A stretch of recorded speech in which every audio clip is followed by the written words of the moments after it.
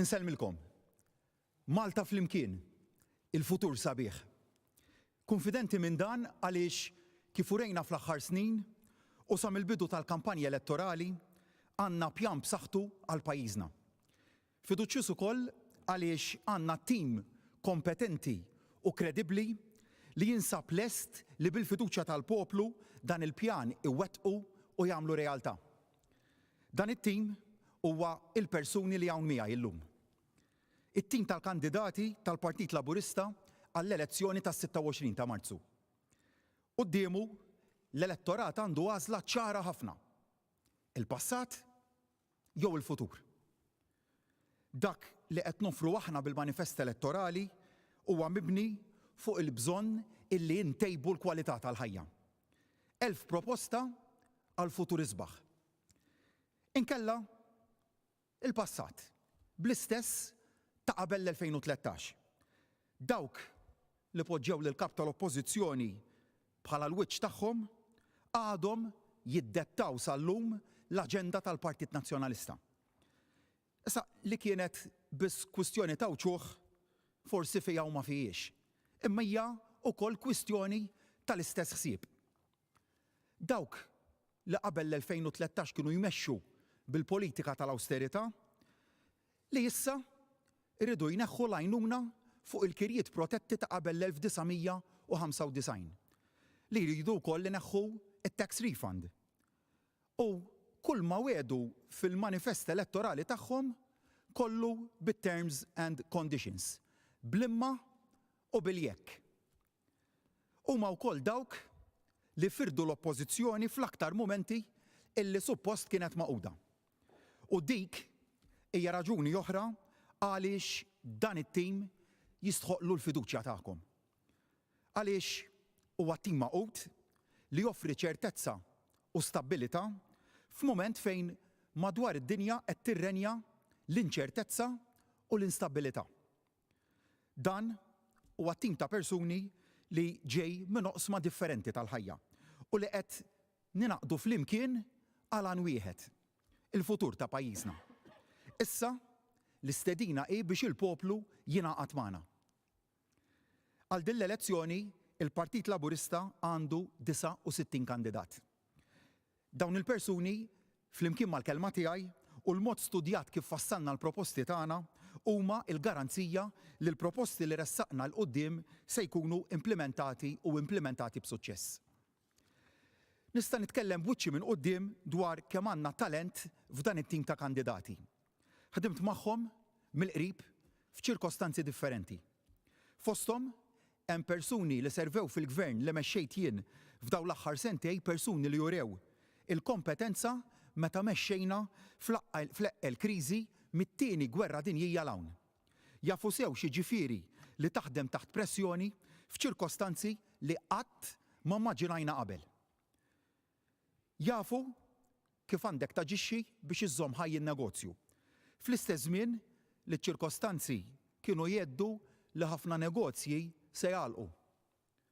Jafu kif tieħu ħsieb is-sigurtà tal-pajjiż fl-istess żmien li tittalaq il-portijiet u r-riżorsi kellhom jinqasmu litteralment fuq 1000 ħaġa oħra.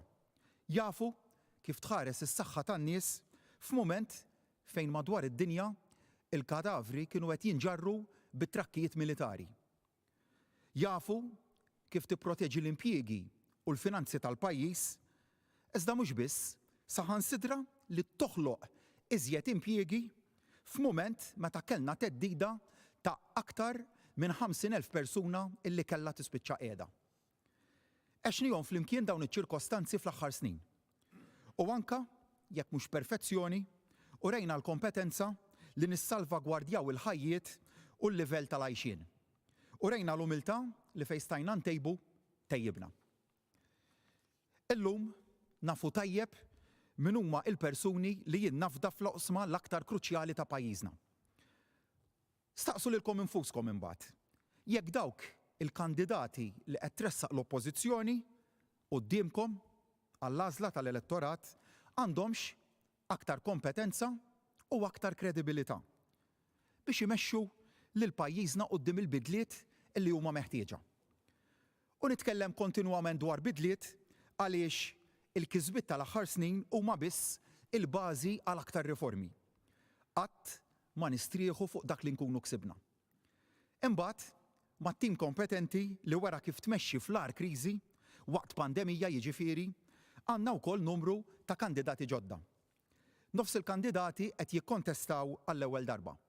Kandidati ġodda b'esperjenza iżda foqsma differenti, dawk professjonali, sportivi, il-volontarjat, is-saħħa u l-edukazzjoni fost oħrajn. 23% tal-kandidati huma taħt il-35 sena. 23% tal-kandidati wkoll huma kandidati nisa. Se ngħid iżda bl-akbar onestà. Irridu naspiraw għal aktar kandidati femminili f'elezzjoni ġenerali.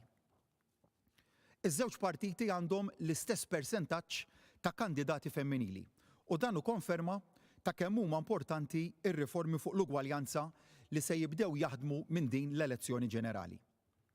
Iżda jekk min is-sodisfatt bin-numru, żgur però li ninsab sodisfatt bil-kalibru ta' kandidati nisa li se jikkontestaw l-elezzjoni ġenerali mal-Partit Laburista. Hawn ukoll sodisfatt li ġbidna lejn il-Partit Laburista nisa li rnexxew fil-karrieri rispettivi tagħhom u lillum ħassew illi jagħmlu dan il-pass biex jikkontribwixxu aktar għal pajjiżna.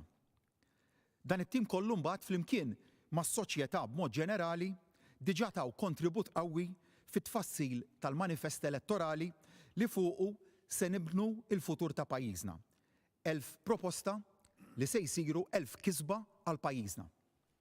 Pjan sod li bdejna nispjegawh mill-ewwel ġurnata tal-kampanja u issa huwa s-siġillat lest għall-approvazzjoni tagħkom.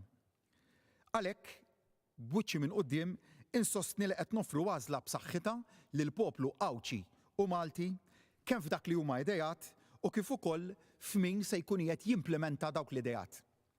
Id-differenza qed tidher fuq kull livell. Għal-futur isbaħ li se jkun mibni fuq 3 prioritajiet. Malta isbaħ, kwalità ta' ħajja aħjar, opportunitajiet għal kulħadd. Dan huwa it-tim li jistħoqlu l-fiduċja fis-26 ta' Marzu. Malta flimkien il-futur sabiħ. Grazzi.